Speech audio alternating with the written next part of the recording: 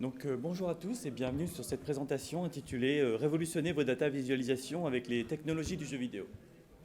Alors tout d'abord, je vais me présenter. Je m'appelle Marc Kruzik et je ne viens pas du secteur de la data visualisation, je viens en réalité du secteur plutôt du jeu vidéo. J'ai été développeur pendant une quinzaine d'années, mais je suis aujourd'hui avant tout un développeur .NET, travaillant en C#. J'ai été consultant pour la health tech, l'edutech, la fintech et pas mal de sujets qui se terminent avec le mot tech. Je suis un expert en gamification, c'est-à-dire utiliser les technologies et les sujets du jeu vidéo dans d'autres industries. J'ai aussi été professeur et développeur, bien sûr, et j'ai utilisé des technologies vraiment associées aux jeux vidéo, comme par exemple la réalité virtuelle, la réalité augmentée, ou encore ce logiciel appelé Unity 3D. Et enfin, je suis Lead Learning Expedition pour Margot, qui est mon employeur et mon sponsor. C'est grâce à eux que je suis là aujourd'hui. Et maintenant que j'ai terminé cette introduction pour que vous voyez d'où je viens, qui peut être un parcours atypique pour le milieu, je vais vous expliquer un peu pourquoi je suis là. Moi, j'aime bien la représentation de données, j'aime bien aussi les jeux vidéo, et je trouve qu'on pourrait améliorer les représentations de données, toute cette partie data visualisation, et je veux aider à faire avancer ce sujet. C'est pour cela que je suis aujourd'hui à l'Open Source Experience. Et donc j'espère vous donner aujourd'hui des clés pour mieux appréhender comment on pourrait améliorer la data visualisation avec des éléments du jeu vidéo. Tout d'abord, on va parler de ce que c'est la data visualisation par rapport aux jeux vidéo. Parce que souvent, vous savez ce que c'est la data visualisation, vous savez ce que c'est le jeu vidéo. Là, on va aider à créer des ponts. On va étudier quelques jeux rapidement. Peut-être que vous les connaîtrez, des jeux comme Diablo, SimCity, le jeu de la vie, les idle games, les solutions no-code, parce que ça existe aussi sur ce sujet. Et enfin, comment commencer, si jamais vous êtes intéressé d'aller plus loin après cette présentation. Donc tout d'abord, qu'est-ce que c'est que la data visualisation dans les jeux vidéo? Alors, souvent les gens se font une idée qui est un peu erronée, qui provient des films, qui provient de ce qu'on a vu dans la science-fiction, en imaginant qu'on va mettre un casque de réalité virtuelle sur la tête et qu'on va commencer à avoir des graphiques en 3D. Bon, si vous ne travaillez pas comme ça déjà aujourd'hui, c'est qu'on en est encore très loin, et en effet on en est loin. Mais je suis ici pour aider à faire progresser le sujet. Et donc je vais vous montrer un peu quelques clés pour mieux comprendre ce qu'il est possible de faire aujourd'hui et comment il est possible d'améliorer les choses. Donc, la data visualisation, tout d'abord, je vais reprendre une définition extrêmement classique, et celle de Wikipédia. Donc, ce sont les techniques utilisées pour communiquer des data ou des informations en les encodant sous forme d'objets visuels. Alors, qu'est-ce que ça veut dire? Par exemple, je prends ce graphique, qui est un graphique Excel typique, un diagramme en barre. Dans un jeu vidéo, je pourrais le représenter comme ça. C'est-à-dire je pourrais prendre cette même barre, exprimée en pourcentage, mais pour exprimer un concept du jeu. Et je pourrais aller encore plus loin s'il s'agit d'un objet qui peut être transformé graphiquement, c'est-à-dire représenter cette même barre sous la forme d'autres éléments qui ont une autre évocation dans le jeu, mais qui restent exactement le même principe. Ce que je veux faire comprendre, c'est que généralement, il y a une transition qui est possible entre des données qui sont montrées de façon extrêmement classique et des données qui sont montrées de façon jeu vidéo. Je vais donner un premier exemple qui est celui du jeu vidéo Diablo 2. C'est un jeu vidéo qui est assez ancien, qui a beaucoup vécu. Il est sorti au début des années 2000. Et je vais vous montrer différents niveaux de vision et différents niveaux de données. Alors, voilà un écran typique du jeu. Je voudrais d'abord attirer votre attention sur cette partie qui est l'écran principal, qui consiste donc avec le personnage, le héros, qu'on voit avec son armure et son épée. Mais ça, c'est plus la partie vraiment visuelle. Nous, ce qui nous intéresse, c'est plus la partie données. Alors, d'accord, ce personnage est là à l'écran, mais qu'est-ce qu'il y a d'autre comme information? Il y a par exemple ces éléments d'interface qui sont assez importants, qui sont des informations critiques pour le joueur, qui sont donc représentés sous la forme de jauges bien visibles à l'écran. Mais nous avons surtout l'équipement du héros, qui est représenté dans un écran détaillé, qui est son écran d'inventaire, et qui permet de savoir un peu mieux quelles sont les informations liées à ce personnage. Et si on veut aller encore plus loin, on peut avoir des informations détaillées sur un des objets en question. Par exemple, en venant survoler avec la souris, en ayant des informations détaillées sur les caractéristiques de l'objet. Alors, si vous lisez ce qu'il y a à l'écran, ça ne vous dit peut-être pas grand-chose, mais ce qu'il faut comprendre, c'est que les gens qui jouent à ces jeux, ils savent ce que ça veut dire. Parfois, ils ont 12 ans, il y a des milliers d'objets, mais ils les connaissent par cœur. Ils connaissent par cœur ces objets, ils connaissent leurs caractéristiques, ils savent quels sont les intérêts d'un objet par rapport à un autre. Et donc, on se retrouve avec des gens qui ne sont pas data scientists, mais qui sont capables de manipuler intellectuellement des dizaines, des centaines, des milliers d'informations. Et comment est-ce qu'ils font ça? Grâce à la représentation graphique. Comme tous ces éléments sont rassemblés de façon graphique sous la forme d'objets, sous la forme de compétences, sous la forme de concepts qui peuvent être visuellement exprimés, c'est beaucoup plus facile de se faire une représentation mentale de ces éléments et de construire et de prendre des décisions avec. Ça va être le fil directeur de la conférence, donc je vais souvent revenir sur ces thématiques. Pour vous donner un exemple ici, nous avons des objets au sol avec toute une série d'éléments. Il y en a qui sont intéressants, il y en a qui ne le sont pas. Pour faire la différence, il y a tout simplement un code couleur avec différentes gradations. Par exemple, les objets bleus sont plus intéressants que les objets blancs, mais les objets oranges sont plus intéressants que les objets bleus. Donc en utilisant comme ça des couleurs visuelles importantes et différents niveaux de couleurs visuelles, on peut comme ça attirer rapidement l'attention sur des informations qui sont plus intéressantes que les autres.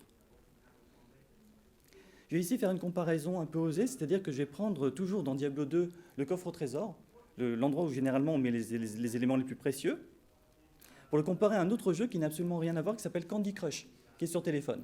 Alors si vous avez joué à Candy Crush, vous savez que dans l'écran de droite, donc, il s'agit de mettre côte à côte des objets qui ont la même couleur et la même forme, mais finalement on est sur à peu près les mêmes principes, c'est-à-dire qu'il s'agit de classer, de mettre de côté, de rassembler des objets qui ont la même importance ou qui ont la même utilité. Et dans un jeu comme Candy Crush, il faut le faire le plus vite possible, faire le plus d'opérations. Et c'est un peu ça les principes du jeu vidéo, c'est-à-dire de vous mettre une grande quantité d'informations tout en vous donnant les capacités à faire votre choix. Donc on pourrait résumer la data visualisation dans les jeux vidéo en disant que les principaux intérêts, c'est que ce soit compréhensible, enfin ce soit lisible par l'humain, que ce soit de mettre en avant toutes les données qui sont importantes, particulièrement celles qui sont plus importantes que les autres. C'est la fameuse aiguille dans la botte de foin qui doit immédiatement ressortir. Et enfin, il s'agit de faire tout ça pour réussir à atteindre le moment où on puisse prendre une décision extrêmement rapidement. Donc c'est le but d'un jeu. Beaucoup de jeux se fassent en temps réel. On a à peine quelques secondes, voire quelques dizaines de secondes pour prendre une décision. C'est pour ça qu'il faut que les données importantes ressortent immédiatement. Je vais vous donner un autre exemple avec SimCity. Alors SimCity, c'est un jeu vidéo de management de ville. Donc vous avez généralement des représentations d'immeubles. Et je vous montre ici un projet personnel qui consistait à représenter des données sous la forme d'immeubles. Alors quelles sont ces données? Donc c'est une data visualisation inspirée de SimCity qui permet de représenter du code informatique. Ici, un immeuble correspond à un fichier de code. Un étage correspond à une fonction. Et quand il y a des problèmes, par exemple, de sécurité, on peut l'afficher avec un code couleur visuel. Et est-ce qu'avec cette représentation, vous pouvez facilement deviner où est le plus gros problème? Voilà. Donc évidemment, ça marche vraiment bien sur des problèmes simples, mais même pour des gens qui n'ont absolument aucune connaissance du sujet, ici, la programmation informatique, on peut très rapidement comprendre qu'il y a un problème. Et comme on utilise des représentations graphiques qui ont du sens, comme le management de ville, on peut dire il faut éteindre l'incendie, il faut reconstruire ce quartier, ce qui permet de faire passer des concepts et des notions à la partie métier qui n'a pas forcément justement la connaissance de toute la partie la plus technique. Donc ça, c'est un exemple. Pour résumer sur ce sujet, les objets visuels, comme c'est le langage le plus commun, et que les jeux vidéo utilisent beaucoup d'objets visuels et sont entièrement dirigés par l'expérience utilisateur, les jeux vidéo ont beaucoup à nous apprendre sur ce sujet. Je vais donner un autre exemple avec le jeu de la vie. Le jeu de la vie, ça a été fait dans les années 70, c'est ce qu'on appelle un automate cellulaire, le fait d'avoir des cases qui réagissent par rapport au contenu des autres cases. Ce qui fait qu'on peut assez facilement représenter ça sous la forme d'une grille en 2D et avoir comme ça des petites choses qui se construisent. Mais on peut aussi le représenter en 3D. Je vous donne ici un exemple avec différents automates cellulaires qui s'organisent pour construire une superstructure. Donc la représentation des données, ça peut être fait de façon simple, comme vous le voyez à gauche, avec simplement une grille, ou on peut aller beaucoup plus loin avec les connaissances nécessaires et faire des affichages en 3D. Un autre exemple que je montre que j'aime bien, et c'est ici une solution open source. Donc vous pouvez rechercher ça, avoir accès au code et aussi tester ça en ligne. Ça s'appelle Cube Composer. C'est un jeu qui apprend à convertir les données en utilisant la programmation fonctionnelle. Donc vous pouvez voir ici, les données sont représentées sous la forme de cubes. Ce sont des données imaginaires. Donc on est beaucoup plus dans une représentation théorique. Et ici, on utilise une fonction qui s'appelle map pour que les cubes jaunes deviennent des cubes rouges. Pour que les données jaunes deviennent des données rouges, il s'agit d'une conversion de données. Donc on convertit justement ces données en utilisant différentes fonctions inspirées de la programmation fonctionnelle. Et ça permet d'apprendre justement toutes ces fonctions qui sont liées à la programmation fonctionnelle et au traitement des données en complétant les différents niveaux du jeu. Donc ici, on a l'équivalent d'un jeu vidéo éducatif qui permet d'en apprendre plus sur le sujet et qui permet de montrer la représentation des données. C'est un exemple parmi d'autres, mais celui-là marche assez bien. Il y a quelques dizaines de niveaux. Si vous voulez faire un test, je vous encourage à chercher Cube Composer par David Peter. Et vous pouvez aussi, si vous êtes développeur, regarder le code informatique, c'est open source. Je vais donner un autre exemple qui est ce qu'on appelle les idle games. Alors les idle games, ce sont des jeux qui se font par l'acquisition de données ou l'acquisition de ressources. Ici, par exemple, j'ai une représentation d'exploitation minière. Alors c'est extrêmement simple, hein. C'est juste qu'il y a une barre de chargement qui se remplit et on récupère des ressources. Donc ce qui est intéressant là-dedans, c'est que ça représente assez bien le fait de devoir attendre pour récupérer des données ou d'avoir la représentation des temps de traitement. Ici, on est à la toute première étape du jeu qui consiste à récupérer des données une par une. Par la suite, dans ce genre de jeu, on se retrouve avec des centaines de données récupérées à la seconde, voire des milliers, voire des millions, avec évidemment toutes les problématiques de scalabilité. Et l'énorme avantage, c'est que comme ce sont plutôt des jeux vidéo, on peut énormément tester, expérimenter, voir ce qui marche, ce qui ne marche pas, et c'est assez pratique pour se faire une idée justement des problématiques de scalabilité. C'est aussi très accessible pour les développeurs web. S'il y a des gens qui ont des compétences de développement web, ça peut justement être un bon point de départ pour s'entraîner à faire ce genre de choses. Et d'ailleurs, c'est un projet personnel, je mets ici l'adresse pour les gens que ça pourrait intéresser de jouer, c'est jouable. Et c'est open source. Ensuite, je vais donner un exemple avec les solutions no-code. Dans le jeu vidéo, voilà une représentation typique d'éléments de jeu. Je ne vous demande pas de tout lire, comprenez juste qu'il s'agit d'une représentation de données, de transfert de données. Par exemple, on combat des monstres, on récupère des données, et ces données vont être mises dans un endroit ou dans un autre.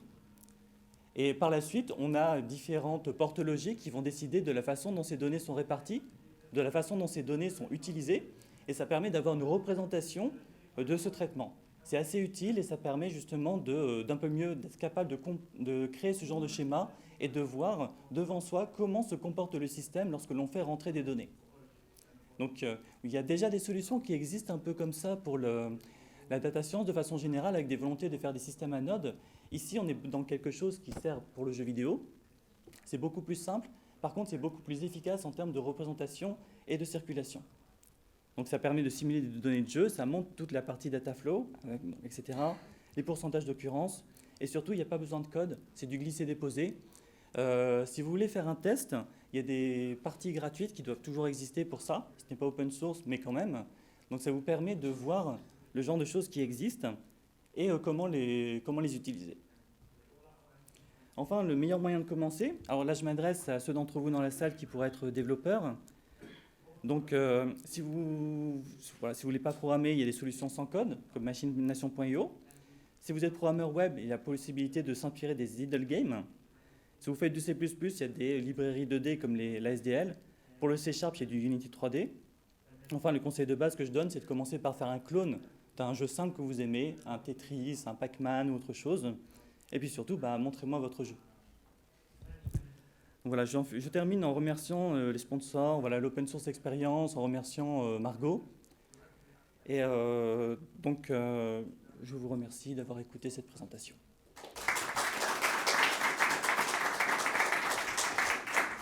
Et vous pouvez me suivre sur LinkedIn. Et sachant que comme c'est mon sujet, vraiment data visualisation et inspiration du jeu, si jamais vous avez des questions sur le sujet, je serais ravi d'y répondre, que ce soit maintenant, en privé, plus tard, par LinkedIn, par mail ou autre chose. Merci beaucoup. Merci. On a 5 minutes pour des questions, si vous voulez. Si vous ne voulez pas attendre d'envoyer des questions sur LinkedIn.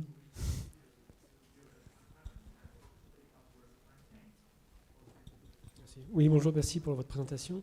On parlait d'explicabilité des modèles de ML, de machine learning ce matin.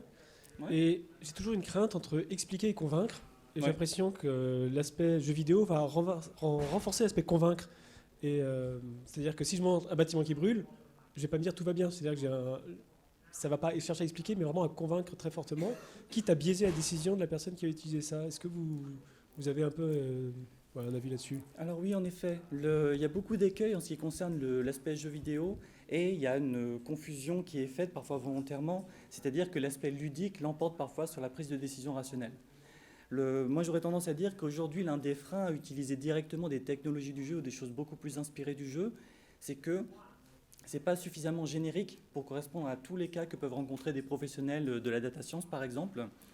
Mais surtout, il y a des limitations que plus une data visualisation est forte et plus elle est limitée.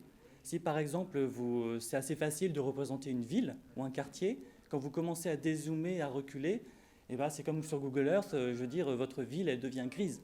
Et comment faire pour continuer à faire ressortir des données, faire ressortir les aiguilles dans la botte de foin?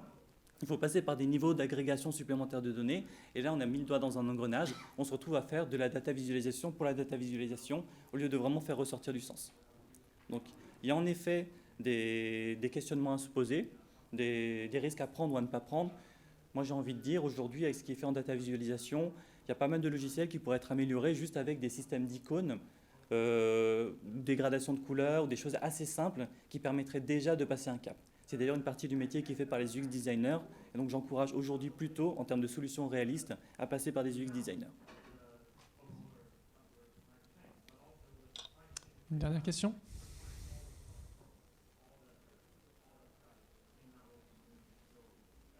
Bon bah écoute, on va te remercier Marc pour cette présentation originale, intéressante. Je pense qu'on a, pendant que tu nous présentais tous ces jeux, dressé pas mal de parallèles, fait pas mal de liens et je te remercie pour ça. Donc, merci aussi pour l'intéressante question.